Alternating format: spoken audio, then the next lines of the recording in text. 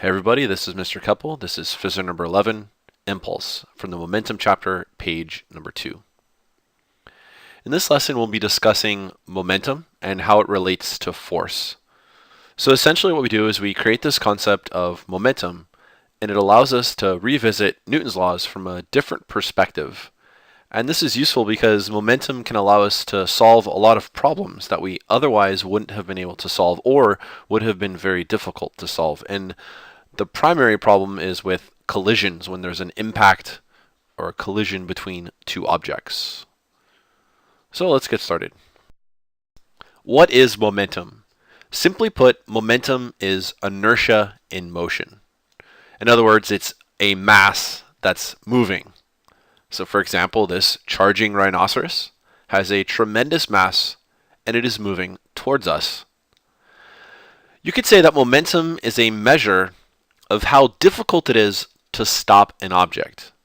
And there are two quantities that make it difficult to stop an object: the mass of the object and the velocity of the object. If we multiply the mass times the velocity, this is momentum. So momentum is symbolized with a lowercase p.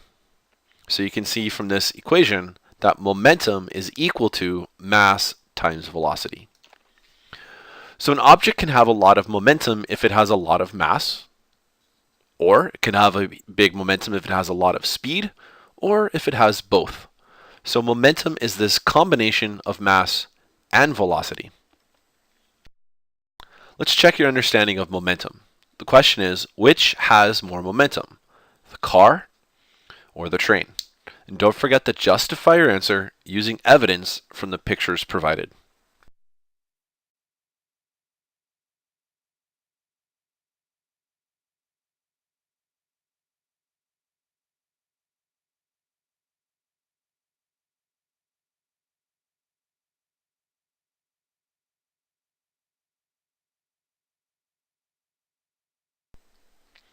It's very tempting in this situation to choose the train. I mean, look at it. It's this huge amount of mass. Just look at all those cars stretching out way off into the distance. And the car is just one little tiny car. So you say the train has more momentum because it's so massive. But the problem is that momentum isn't just mass. It's also speed. It's velocity. And based on the evidence provided, we have no way of knowing the velocity of the train. Maybe the train's at rest. Maybe it's going extremely, extremely slow. We do not know. So we cannot determine the momentum. So even though the train has more mass than the car, we cannot determine the momentum without knowing its speed. For example, the car could have more momentum than the train if the train were at rest. Any object with mass, no matter how slow it's moving, will have more momentum than an object at rest. Part of the problem with this question that I've asked you is that I just showed you a picture, and we can't tell motion from a picture.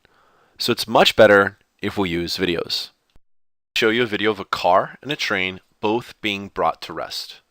Your job is to determine which object has more momentum. Remember to justify your answer by using evidence from the videos.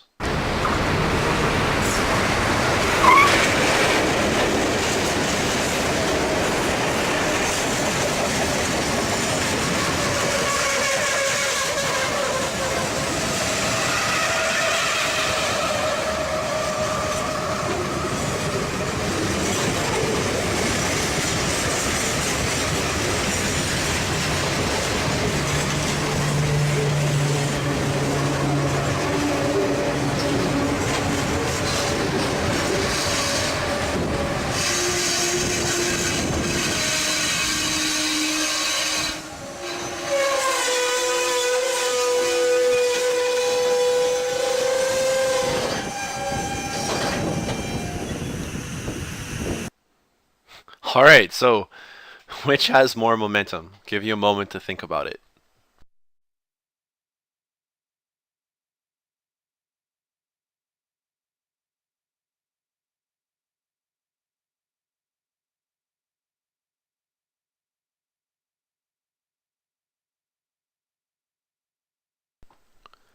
We said earlier that momentum is a measure of how difficult it is to stop an object.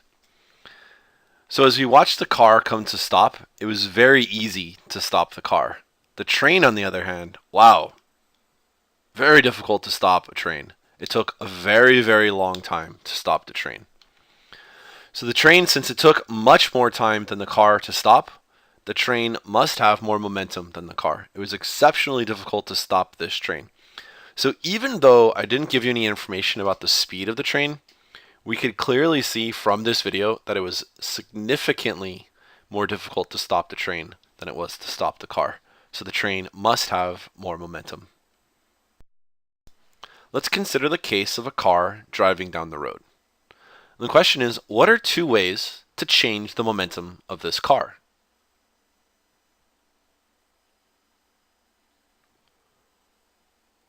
When we answer questions in physics, it's often helpful to use a formula to guide our thinking.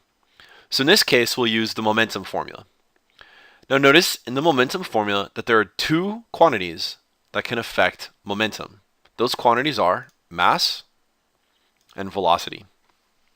So there are two ways to change the momentum of the car. We can change the car's mass, or we can change the car's velocity. But one of these usually doesn't change. For a car driving down the road, one of these constants is pretty much constant. I mean, it's not exactly constant, but it's pretty much a constant value. And that would be the mass of the car. Now, technically, as the car drives down the road, a little bit of the rubber of the tires is rubbing off onto the pavement. So it's losing a little bit of mass there. The car is also burning fuel and exhausting the gas out the back, the exhaust pipe. But these are very small, negligible amounts of mass. So if we really want to change the momentum of the car, we're not going to change the mass. Instead, we're going to change the velocity. So it's a change in velocity that leads to a change in momentum in most cases. This is not always the case, but in most cases, this is how momentum is changed. This is the equation for impulse. Impulse is defined as a change in momentum. Impulse is not the rate of change of momentum, it is just a change in momentum. If an object's momentum changes, it is said to undergo an impulse. So we can say that an impulse produces a change in velocity. If an object experiences an impulse, it experiences a change in velocity.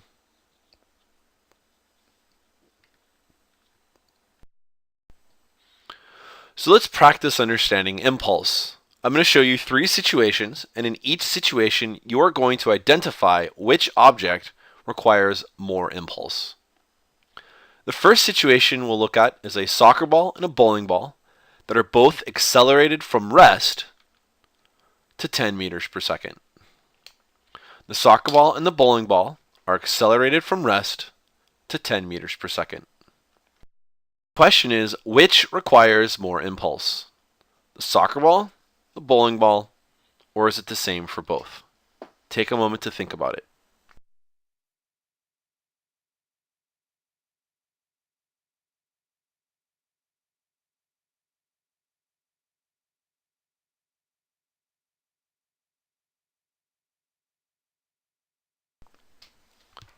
The formula for impulse is m delta v. To answer the question of which has more impulse, we want to look at these two quantities, the mass and the change in velocity. Now, given in the problem, it said that the soccer ball and the bowling ball were both accelerated from rest to 10 meters per second, which means both the soccer ball and the bowling ball had the same change in speed. So the only quantity that will affect the impulse is the mass. And as we all know, a bowling ball has quite a large mass compared to a soccer ball. As a result, the bowling ball requires more impulse. Another way to think about it is that if they both start from rest, they both start with 0 momentum. Impulse is the change in momentum. So whichever object ends with the most momentum will have changed the momentum the most, will have the most impulse. And since at the end of the acceleration, they both have the same speed, then the object with more mass has more momentum. So the bowling ball experiences a greater change in momentum. Let's look at this situation. A sports car slows down from 80 miles per hour to 60 miles per hour, or the same car slowing down from 60 miles per hour to 10 miles per hour. The question is, which of these actions has the greatest impulse? Slowing down the car from 80 miles per hour to 60 miles per hour, or slowing down the car from 60 miles per hour to 10 miles per hour? Which requires more impulse? Again, I'd like to encourage you to use the impulse formula to guide your thinking.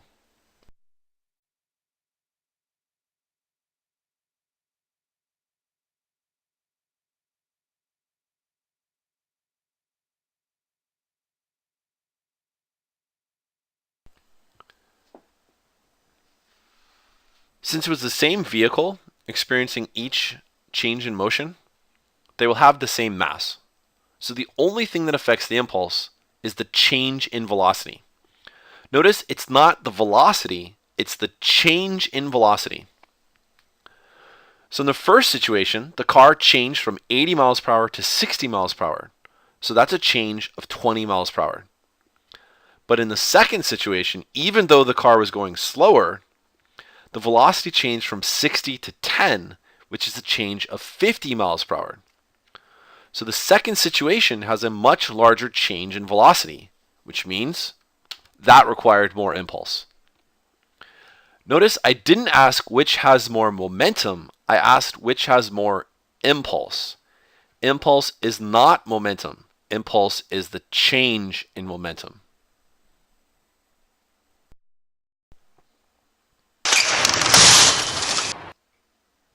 So here's a situation of two cars with the same mass and the same speed, both being brought to rest.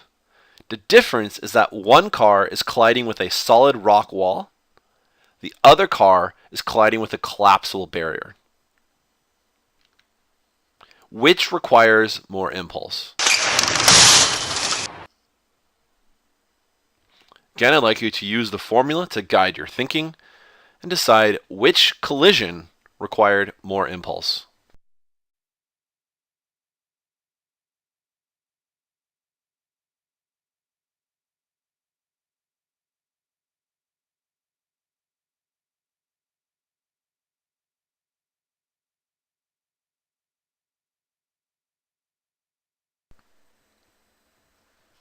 It was given that both cars have the same mass, so the mass won't be different between the two cars. It was also told that they had the same speed and they were both brought to rest, which means they both have the same change in velocity. So since the mass of each car and the change in velocity of each car is the same, the impulse must be the same as well. However, it's important to realize these collisions are not the same. A passenger in one vehicle would not experience the same force as a passenger in the other vehicle. So we realize a limitation of using impulse as mass times a change in velocity is that it cannot distinguish between these two very different car crashes. So what we need to do now is we need to go back to Newton's laws and reevaluate them from the point of view of momentum. Starting from Newton's second law, F equals ma, we can substitute for A as being delta V over delta T. And if we make this substitution, we see on the right-hand side of this equation, we now have m delta V, which is impulse. So if we move the delta T to the other side, we have the impulse momentum theorem, which says that an unbalanced force acting on an object produces a change in the momentum of that object. We can see on the left-hand side of this equation that we have force, and on the right-hand side, we have impulse. So realize that when you apply a force on an object, you are changing the momentum of that object. This makes perfect sense because if you apply a force on an object, the object's speed will change or direction will change. Its velocity changes.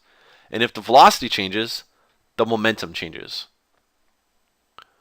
So we can now evaluate Newton's laws of motion with momentum in mind, and this will allow us to do some pretty cool things. First, we need to realize that impulse can be written in two different ways. There's the original way that we were writing it in terms of mass and velocity. We can say that impulse delta p equals m delta v. But now we realize from Newton's second law, the impulse momentum theorem, that we can also write impulse in terms of force and time. That we can say delta p equals f delta t. And both of these expressions for impulse are equivalent. That's the impulse momentum theorem.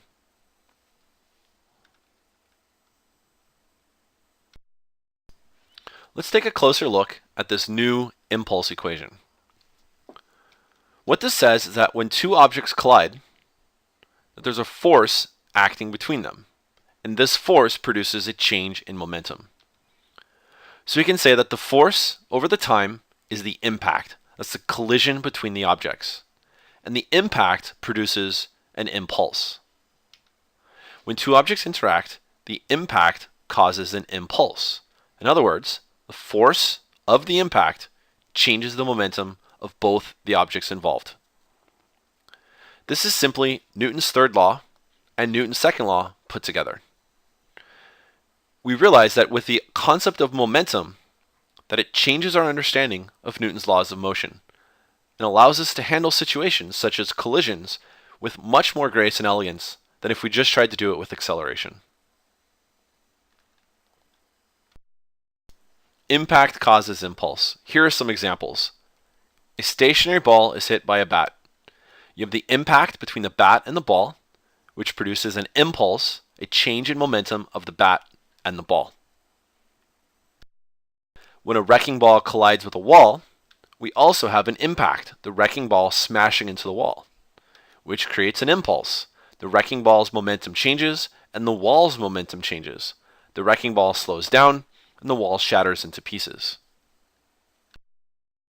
When an oil tanker coasts to a stop, we see an impact between the water and the boat, which produces an impulse, a change in the momentum of the boat. The boat will slow down. So let's rewrite Newton's second law for force in terms of momentum. So here's our impulse equation. All we need to do is solve for f. We can do that by moving the time to the other side and then flipping it around. So this is Newton's second law. Newton's second law says force is the rate of change of momentum. In other words, force is how quickly momentum changes. And this makes perfect sense. So the idea is if you apply a force on an object, it changes the momentum. And the strength of the force, the magnitude of the force, determines how quickly the momentum changes. Suppose you're driving in a car and you step on the brakes.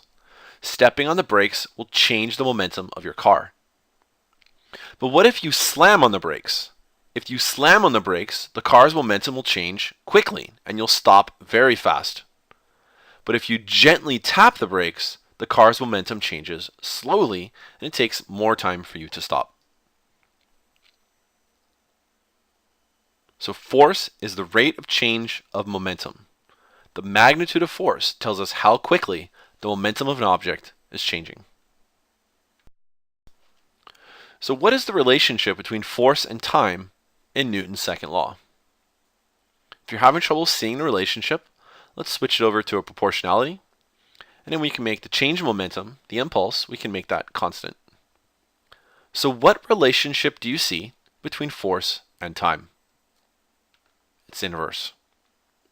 So what this means is that if you have a stronger force, then it will take less time to change the momentum of an object.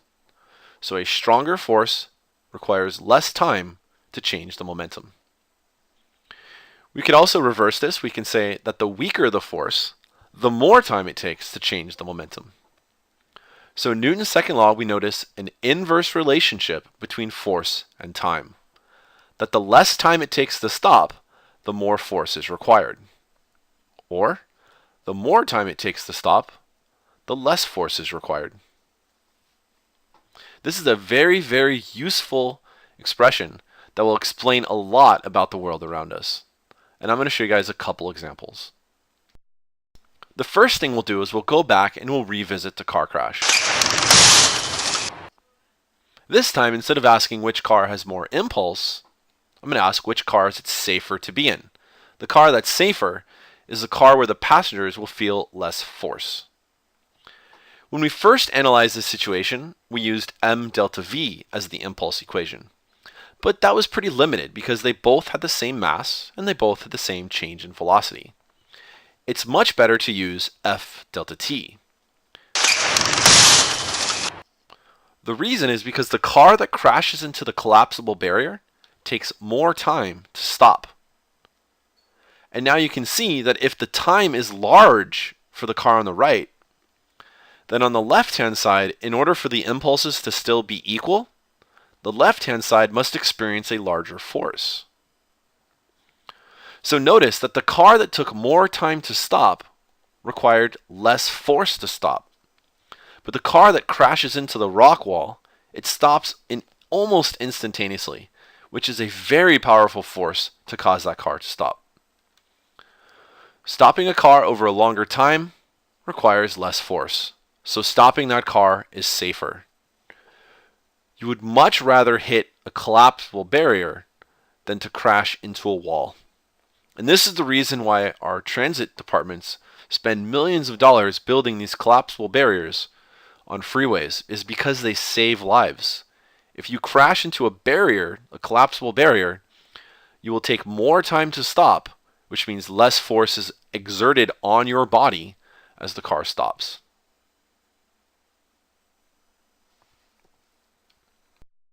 We can also look at the physics of a car airbag. When the passenger collides with the airbag, the cushion of the airbag increases the time of the impact. And according to Newton's second law, if we have more time of the impact, then less force is required.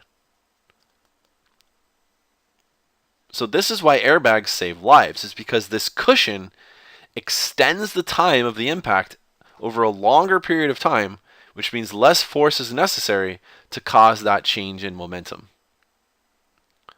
Now, this idea of increased time requiring less force is everywhere around us.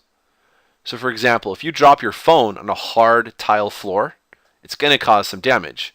But if instead you drop your phone on soft carpeting, you're going to have less damage. Because on the carpet, it takes more time to stop the phone because that cushion of the carpet, so less force will be exerted on your phone. This is why we put our phones in cases. It's because the case does the same thing. The case increases the time and decreases the force. And you can see this relationship everywhere throughout nature. Whenever you see two objects that are crashing into each other, we can take advantage of this to create safe environments. So car crashes today are much safer than they were 50 years ago because we figured out that we can extend the time of the collision through airbags, through foam padding underneath the dashboards, and through the actual crushing of the vehicle itself, of the crushing of the body of the vehicle. So let's analyze the situation of a karate chop. It looks like an incredible feat. I mean, look at all that strength to break those bricks. How is this possible? How does a karate expert break bricks using only his bare hands? And it's not some sort of mysterious magical power. It's just physics. All we have to do is apply the impulse momentum theorem. So here we have our two equations for impulse. On the left, we have mass times the change in velocity. And on the right, we have Newton's second law. So let's substitute in for the delta P, m delta V. The first thing the karate expert does is he puts his body into it. Watch as he rotates and pushes down. What this does is it increases the amount of mass that is impacting the bricks. So the amount of mass increases. And from the impulse momentum theorem, if the mass increases, the force of the impact also increases. The second thing the karate expert does is he lifts his hand very high up to the air and allows gravity to accelerate the hand in addition to his muscles accelerate the hand. This allows him to reach a much higher speed, so when his hand eventually crashes into the bricks, there's a much greater change in velocity. And again, according to our equation up there, if we increase the change in velocity, that means more force. The last thing we're going to look at are the supports. You can see the supports down here that are supporting the bricks. We want to make sure that these supports aren't flexible, that there's no cushion. We want to make sure that they're rigid and that they don't flex.